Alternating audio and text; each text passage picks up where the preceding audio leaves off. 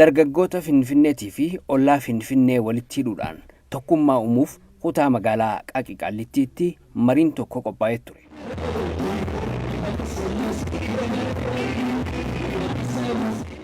Oromoon eebba jaalataa sagantaan kunis akka aadaa Oromootti eebba manguddootiin eegalame.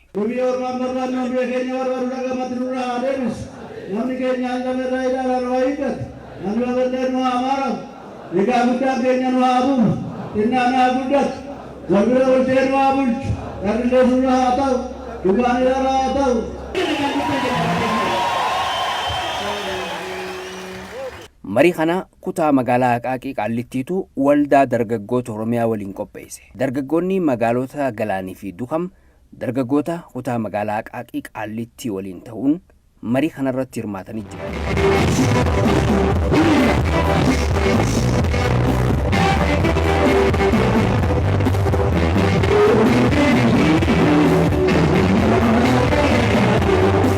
Mariin handhuura Oromiyaa magaalaa Finfinnee kutaa magaalaa Aqaaqii Qaallittii har'a Qaalluutti qophaa'e kun dargaggoota Finfinneetii fi naannoo Finfinnee jidduutti tokkummaa uumuu fi jijjiirama amma argame itti fufsiisuuf haala itti waliin hojjechuun danda'amu irratti mari'achuuf akka ta'e himamee jira. Qeerroo fi qarree karra Qaalluu baga nagaan dhuftan isiniin jechuun barbaada.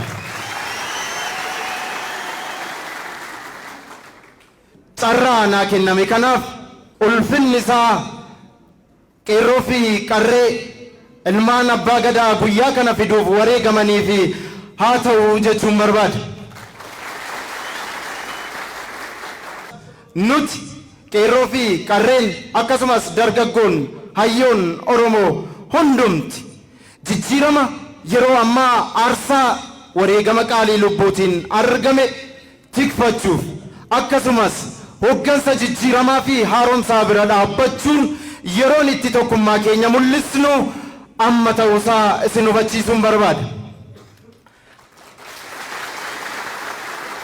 Kabajamtoota qeerroo fi qarreewwan akkasumas keessummoonni affeerraan isinii godhamee lafa kana jirtan waltajjii tokkummaa fi nageenyaa kana gaafa kabaju yeroo ammaa keessumaayyuu biyya keenya naannoo akkasumas magaalaa Finfinneerra hoggansi jijjiiramaa ilmaan abbaa gadaa jiran bakka gaggeessan irra darbanii iji addunyaa yeroo isaan irra buufattee jirtuu fi akkasumas deeggarsi addunyaa maraarraa yommuu gara isaaniitti dhufuutti jirutti. Yaa ta'u malee deeggarsa jalqabame kana kanneen kaleessa saammicha hanna reebbichaa fi buqqisa qotee bulaa Oromoo amaleeffatan jijjiirama hoggansa jijjiiramaatiin dhufe kana gufachiisuuf kallattii addaa garaatiin duula nurratti bananii jiru. Isaan duula haa banan malee ilmaan abbaa gadaa jijjiiramaaf qabsaa'amanii jijjiiramaaf wareegamanii jijjiirama kana tarkaanfachiisuuf uummata isaanii fuuldura bu'an immoo har'as boqonnaa fi aara galfii tokko malee haaromsa biyya keenyaa mirkaneessuuf halkaniif guyyaa yeroo isaanitti ifaajjaa jiranitu argama. Kanaaf nutis qeerroon qarreen dargaggeessi hayyuun manguddoon tokkummaatiin wajjin hiriiruun lagaan ilaalchaan amantiin siyaasaan osoo wal hin qoodiin jijjiirama lubbuun itti wareegamee dhufe kana fuulduratti tarkaanfachiisuun anaaf isinirraa dirqama eegamu ta'uu barree hoggansa keenya wajjin dhaabachuun jijjiirama dhufe milkeessuuf yeroon itti tokkummaan qabsoofnus amma ta'uusaa akkasin hubattaniin barbaada. Kabajamtoota sagantaa kana saganteeffattanii magaalota ollaa Finfinnee keessaa magaalaa Galaanii fi magaalaa Dukamirraa nu keessatti makamtan kabaja guddaa ulfina guddaa isinii qabna. Ijoollee Oromoo, ijoollee abbaa gadaa, abdii boruu uummata Oromoo, abdii borii uummata Oromoo kan taatan akkasumas gaachana biyyaa kan taatan abbaa jijjiirama kanaa kan taatan hunduma keessaniifuu baga magaala gudditti abbaa keessanii magaala guddittii teessan handhuura Oromiyaatti baga nagaan dhuftan baga kanaan isiniin ga'e jechuun barbaada. Egaa sagantaan keenya kanarraa sagantaa seena qabeessa ta'e Oromummaan tokkummaa kan itti ta'e kan itti agarsiifu Oromummaan misooma akka ta'e kan itti agarsiifu Oromummaan jijjiirama yeroo dheeraadhaaf jijjiirama ammarra geenye qabsoo bara dheeraadhaaf Oromoon taasisaa ture keessatti abbummaadhaan keessattuu yeroo ammaa kana keessatti qabsoon uummata Oromoo iddoo tokkotti walitti qabamee mataa argatee daandii irratti galee iddoo bu'uurarra jirra waan ta'eef abbaa qabsoo kanaaf wareegama bal'aa taasisaa ture qeerroo fi qarreen dargaggoota keenya baga nagaan geessan baga isaatti yeroo kanatti waliin geenye jechuun barbaada. Akkuma sila ka'e sagantaan keenya kanarraa kaayyoon fi galmisaa guddaan Oromummaan tokkummaa akka ta'e Oromummaan misooma akka ta'e Oromummaan nageenya akka ta'e Oromummaan humnaan jaalalaan dandeettiidhaan biyya gaggeessuun ofitti hammachuun ofiif darbee lammii kaafniifis dhaabbachuu akka ta'e kan itti agarsiisnu ta'a jechuudha.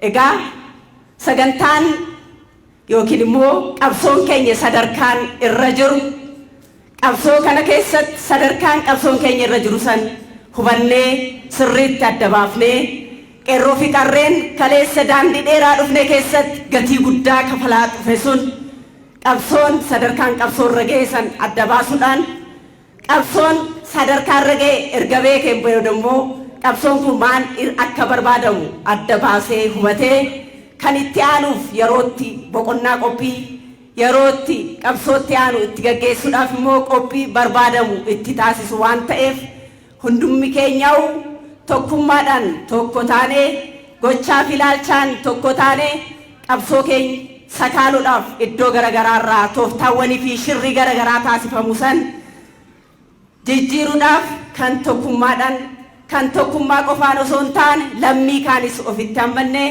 ummata keenya Oromoodhaaf kan dhaabbanne qofa osoo hin taane lammii fi lammiilee biyyattii kana keessa jiran Oromummaan hammachuu Oromummaan guddifachuu ilmaan abbaa gadaa waan taaneef akkuma sila kaleessa taasisaa turre san safuu keenya Oromummaa san kabanyee lammii biyyattii kanaatiif sabaa fi sablammii biyya kana keessa jiran hundaaf dhaabbachuudhaan qabsoon sadarkaarra jiru san adda baafnee hubannee fuula duratti immoo sadarkaa boqonnaa qabsoon barbaadu saniin qabsoo keenya fuula duratti cimsuudhaan tokkummaa keenyaan alkoora qabannee kan deemnu ta'a jechuudha.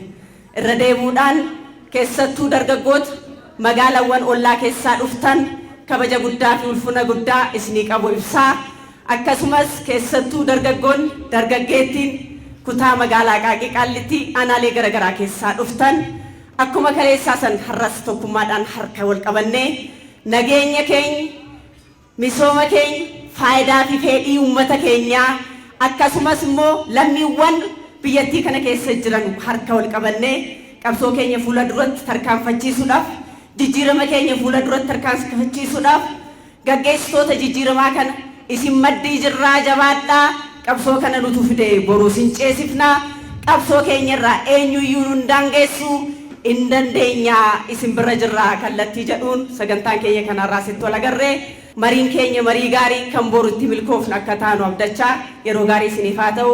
Dargaggoonni marii kanarratti hirmaatan dhimma Finfinneetii fi dhimmoota biroo irratti yaadaa fi gaaffii kaasanii jiran. Qeerroon dhiiga isaa lolaasee lafee isaa bobeesse kan du'e awwaallatee kan miidhame yaallatee cincila bilisummaa siin ga'eera. Cincila bilisummaa eegaa siin ga'e booda mootummaa kana teessoo irra teessiseera. Eega teessoo irra teessisee booda mirgi qeerroon Finfinnee irraa qabu Finfinnee bichaa miti Finfinneen handhuura Oromiyaati. Mirgi inni biyya abbaa isaa irraa qabu gonfachiisuuf mootummaan hojii maalii hojjechaa jira? Mirgi abbaa biyyummaa yookaan immoo Oromoonni abbaa biyyaati. Finfinnee irraa kan inni qabu qeerroo fi qarreen abbaan biyyummaa inni mirga inni Finfinnee irraa qabu mootummaan maal hojjechaa jira? Qeerroodhaafoo maal yaadaa jira? Qeerroon beela'ee dheebotee adda bilisummaa yookaan immoo bilisummaa cincalchiisuudhaaf yookaan immoo bilisummaa finiinsuudhaaf adda rasaasaa fuuldura dhaabbachaa ture. Arras qeerroon beela'aatuma jira, dheebotaatuma jira. Magaalaa Finfinnee keessatti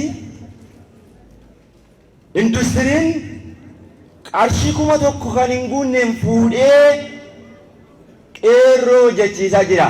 Garuu ejensiin kan fudhatu qarshii 3,000 kan hojjetee laachaa jiru garuu qeerroodha. Kanarratti mootummaan ilaalcha akkamii qeerroodhaaf qaba? Inni lammaffaan mootummaan qeerroodhaaf yookaan immoo qeerroo lafa isaa bobeessee qeerroo lammii isaa dhabee qeerroo dhiiga isaatiin lafa lolaasee jijjiirama kana fideef walitti qabinsa yookaan immoo gurmii inni ittiin hojjetee obbulchuu danda'uuf ilaalcha akkamii qaba? Gaaffi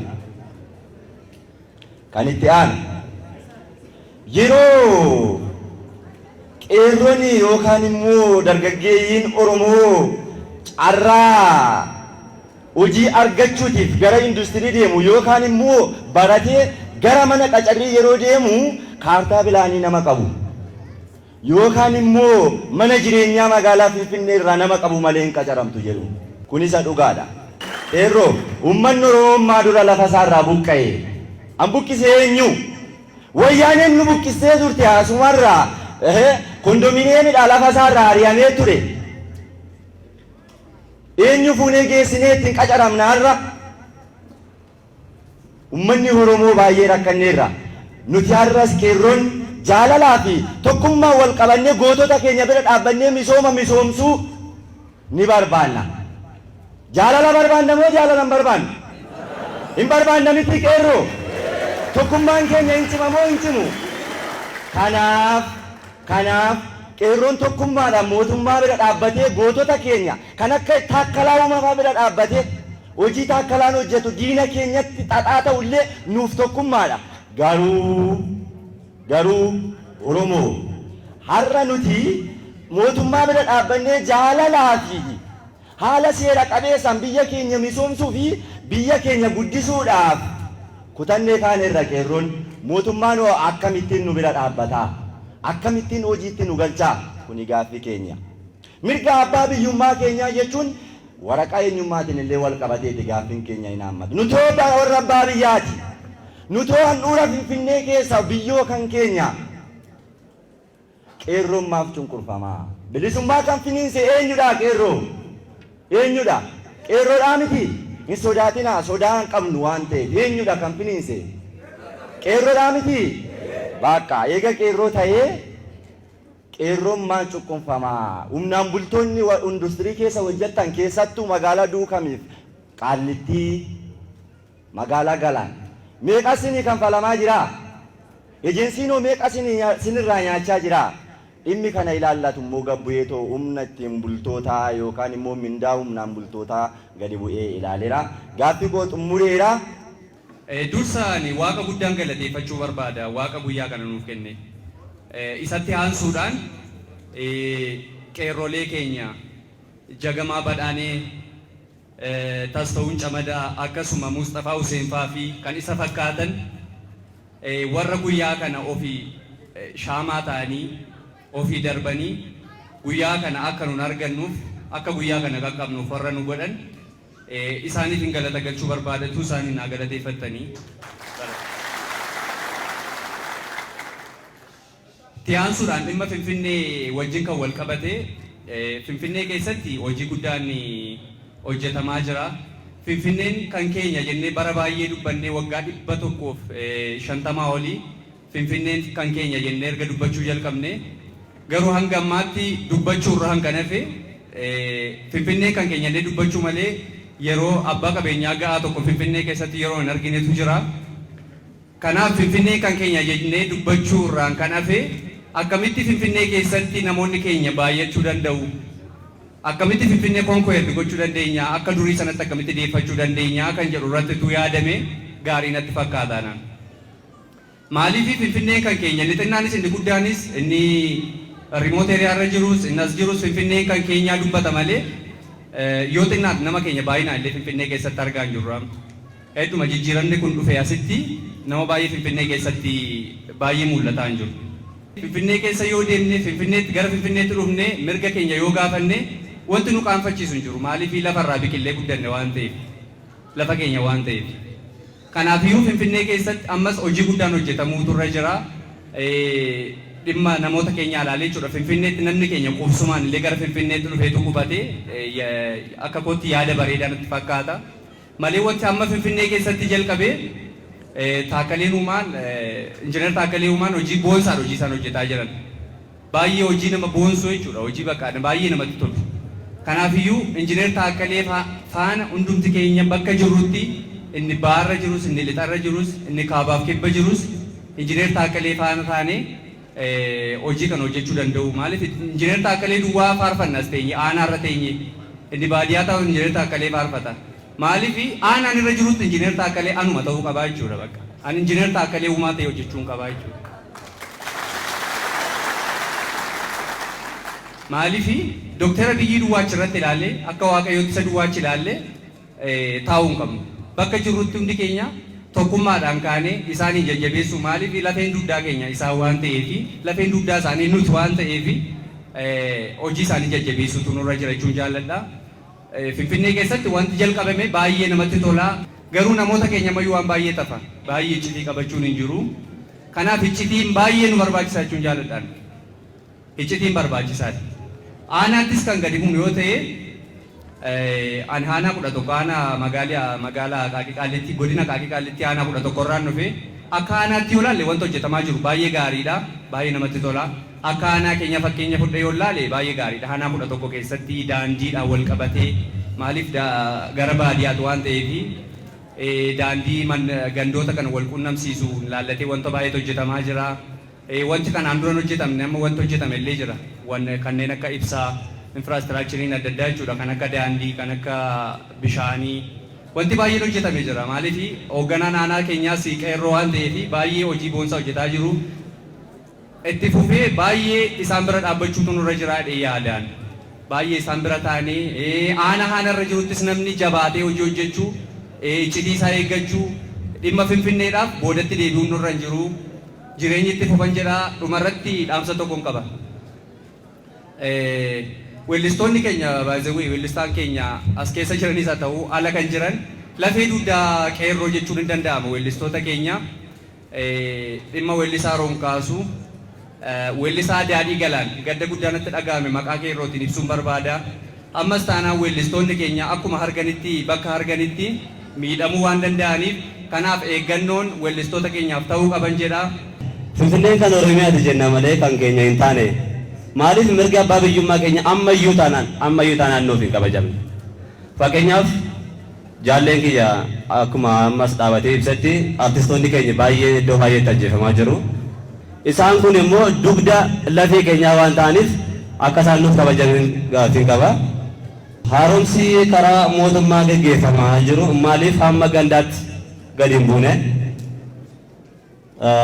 Fakkeenyaaf warreen kana irratti kan ibsa gochuu barbaadu karaa qabalee yookaan ganda yoo deemtanii afaan Oromootiin dubbatu tokko hin jiru.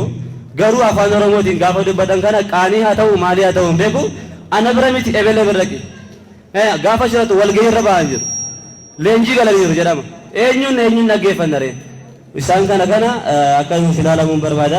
Afaan Oromoon afaan federaalaa maaliif hin ta'u kan jedhu gaafii qaba gara kiyyaanii.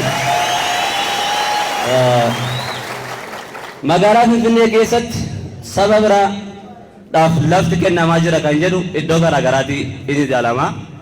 Lafa yeroo jennu kana lafti kan keenya garuu Oromoo maaliif injiinarii ta'ee maalii ta'ee teemplaastirii qabatee armaata bukeessa. Koondoominiyeemii ijaaruu malee koondoominiyeemii hin qabnu. Kun maaliif akka ta'e akka irratti nu ibsan barbaada. Gaaffii akka kanadha. Oromoon galaana horaa bulaa. Kanan qabadde dhiyaadhee waa'ee qonnaan bulaa naannoo san keessa jiraatanii akka jiranitti lafa isaaniirraa kaanii kan jiranii mootummaa lafa isaaniirraa kaasee kan jiru haa ta'u malee qonnaan bulaa saniitiif kaasaan ga'aa ta'ee hin kaffalamne utuu hin kaffalamiin kan inni jirudha. Inni kun immoo mootummaan keenya akka kamitti ilaalaa jira. Kaasaa ga'aa uummata keenyaaf utuu hin kaffalamiin kan inni jiru. Haa ta'u malee lafa tokkorraa ka'uudhaaf uummanni tokko mootummaan kaasaa ga'aa ta'e tokko kanfaluu qabu. Kaasaa ga'aa erga kanfaleen booddee uummata tokko kan inni lafa tokkorraa kaasudha. Inni kun mootummaan keenya akka nuuf ilaalu jenna. Inni lammaffaa aanaanuma 10 keessatti rakkinoonni fi hanqinoonni jiranii wal qabatanii kan jiru kan akka ibsaa, kan akka bishaanii, kan akka daandii fudhannee yeroo laallu isaan kun shaayinaa yookiis immoo haala gaadhaan kennamaan jiran. Ibsaanii yeroo argetti kan inni dhufu seeraan kan inni ifaan jirre. Bishaan immoo uummanni keenya yeroo ga'aatti yeroo barbaadetti kan isaan hin arganne yeroo tokko bichaa kan inni dhufudha. Isa kanas immoo mootummaan aanaa 10 san irratti akka inni ilaalcha guddaadhaan ilaalee uummata keenyaaf rakkoo kan akka inni furu akkasumas gama daandiinis ilaalee furmaata guddaa akka mootummaan uummata keenyaaf kennu rakkinni achi keessa jiru isaan kana. Inni kan biraa gama dargaggootaatiin ilaalee immoo mootummaan keenya ilaalcha sochii yookiis gurmiidhaan akka isaan hojjetaniif hojiitti galchuudhaaf maalirra akka inni jiru hojiitti akka inni galchu gurmeessee isa kana rakkinni jiru isa kana. Kanaaf mootummaan gama ilaalcha guddaadhaan akka ilaalcha nuuf godhu hidhata keenya waliin tokko taanee hojii kana hojjenna galmaan hin geenyaa. Galatoomaa. Warroonni kanaan dura saamaa turanii tokko 5 neetworkii ijaaranii biyya kana saamaa turan. ODP'n isam tokko 5 qeerroo kana aanota hunda kutaa magaalaa Aqaayii Qaalitti yookiin Qarra Qaalluu qofa osoo hin taane akka kutaalee 10tti walga'iin kun hooggantoonni qeerrotaa hundi neetworkii ijaaree akka walga'iin kun itti fufu adda dureedhaan gaafii kiyya. Neetworkiin naannawaa magaalaa Galaaniif Duukaam irraa ta'ame kun akkasumas kutaalee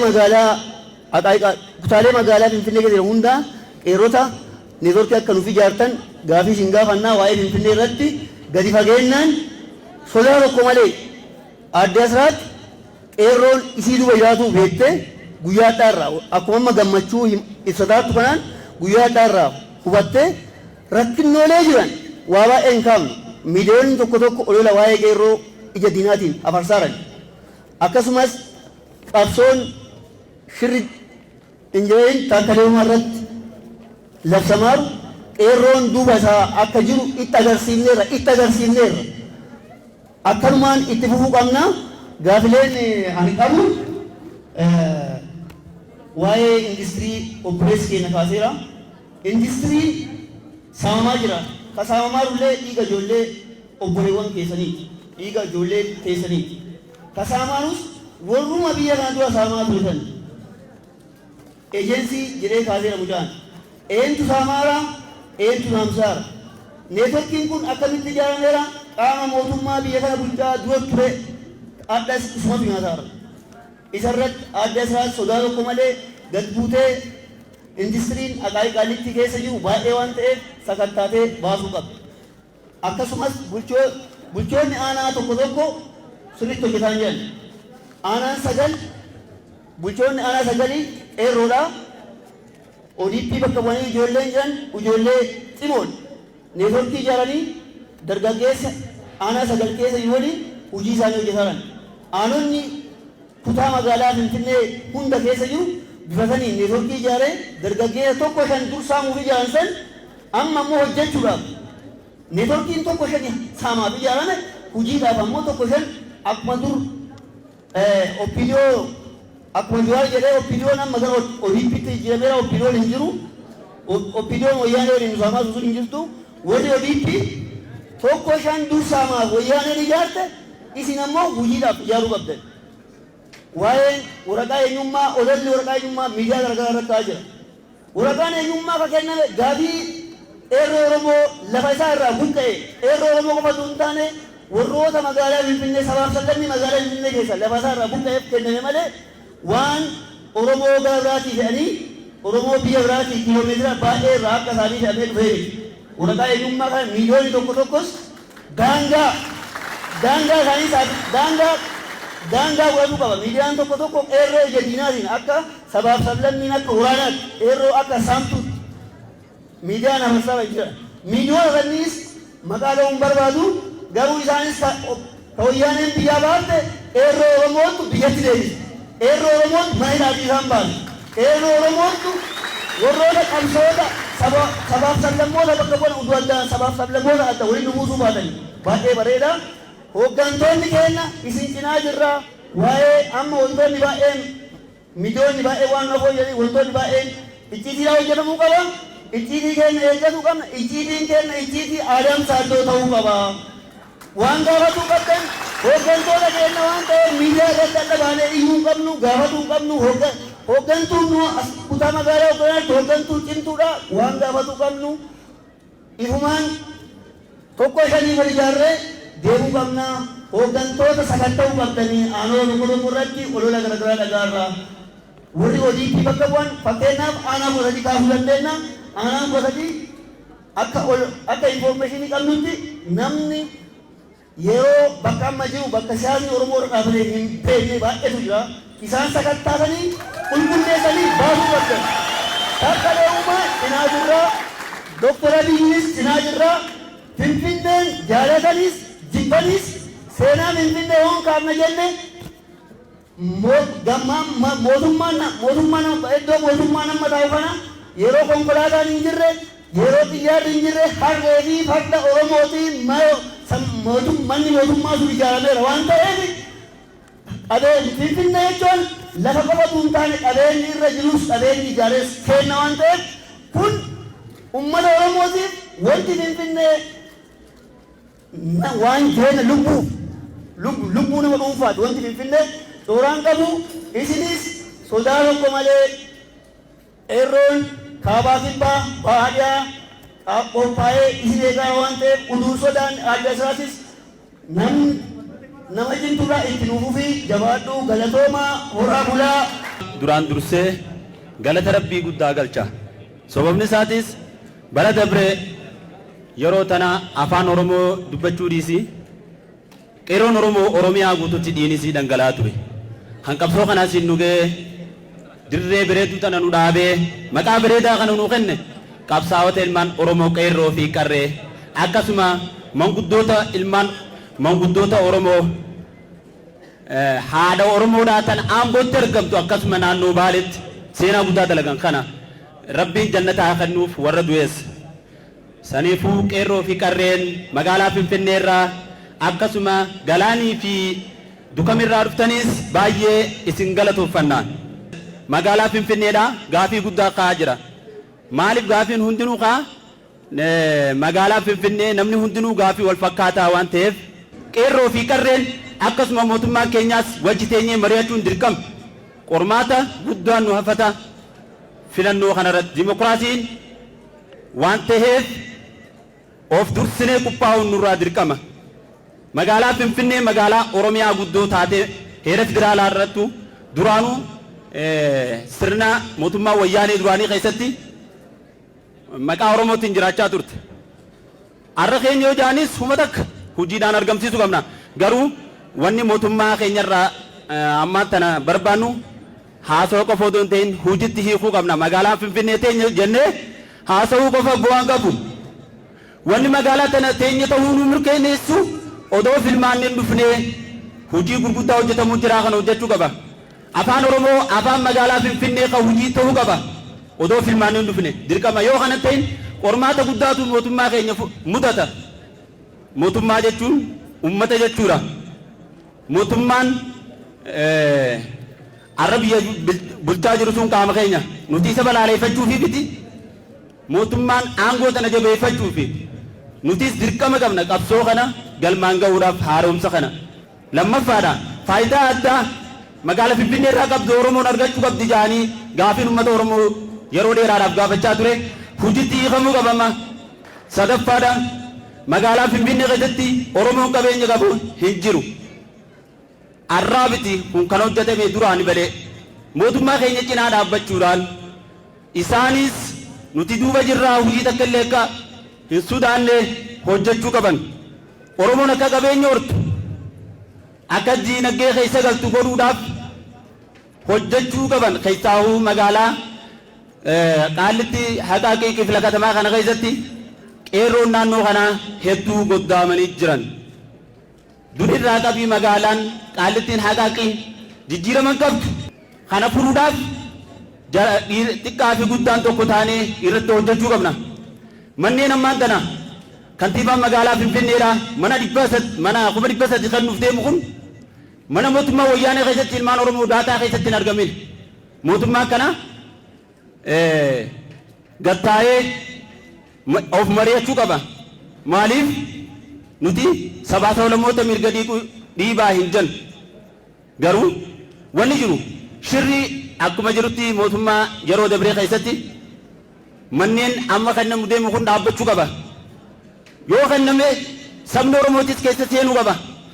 Maqaa maallaqa kafalanii dhalataan Oromoodha. Maqaan kee hin jiru jaanii keessaa hambisaa turan. Manni kun eessarra ijaarame lafa ilmaan Oromoodha buqqaasanii achirra ijaaran arras deebisanii yoo san kennan ni ulfaata dhiqoo mari'achuu qaban. Uummata achirraa buqqee qofaaf kennamu qaba. Jala mureetti isinitti hima na jaalattanis na jibbitanis.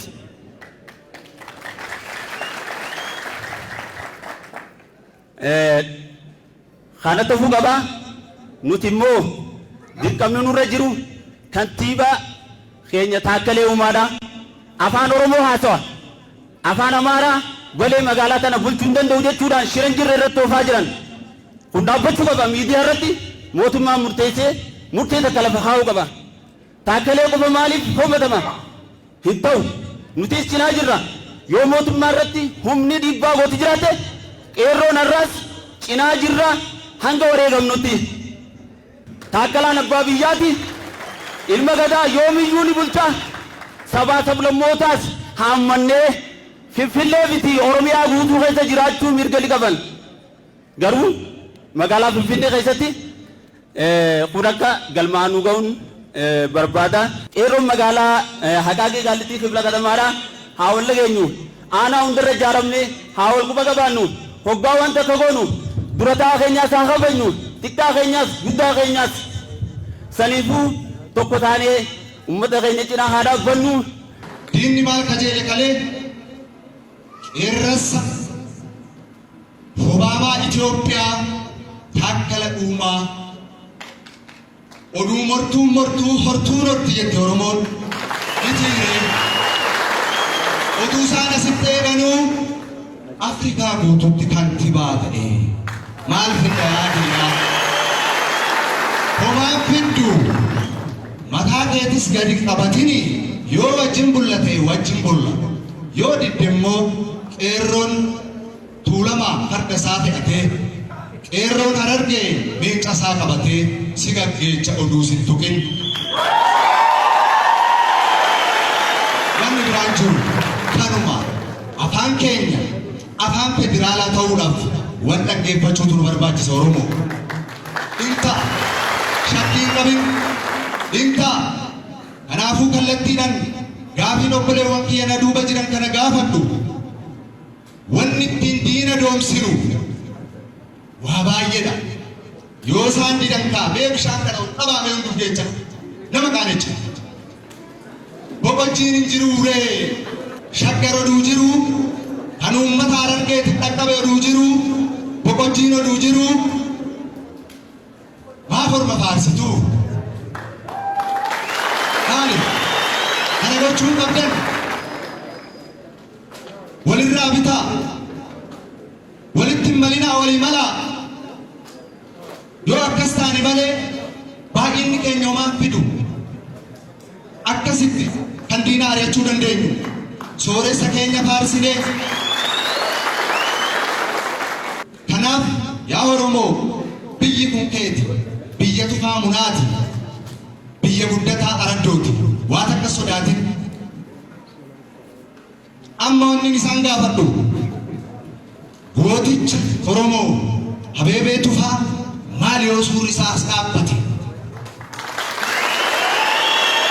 maali ijoolleen Oromoo asirratti wareegaman maali maqaa isaaniitiin yoo siidaa wareegamaa ijaarame Abuna Pheexroos silaa beektu inni keenya maqaa jijjiirani maarree Taaddasaa Birruufaa siidaa wareegamaa Finfinnee keessaa qabanii.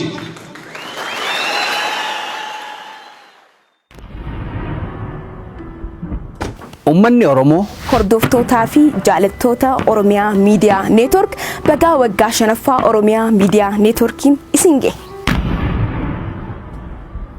OMN waggoota 5 darbaniif ijaaf gurra uummataa ta'ee turuu isaatiif isinuu ragaadha. Umrii isaa gabaabaa kana keessattis bu'aalee gurguddaa lakkaa'aman hedduu buusuunsaa yaadannoo yeroo dhiyooti. Ugguramuu fi ukkaanfamuu dandamatee kunoo har'ammoo injifannoodhaan biyyaa fi uummata isaa gidduutti argamuun kaayyoo dhaabbateef milkeessuutti jira. Gara fuulduraattis umrii hedduu lakkoofsisaa injifannoowwan galmeessisaa isiniif isin faana jiraata jecha baga waggaa 5ffaa dhaabbata keessaniitiin isin gahe yommuu jennu gammachuu guddootu nutti dhaga'ama.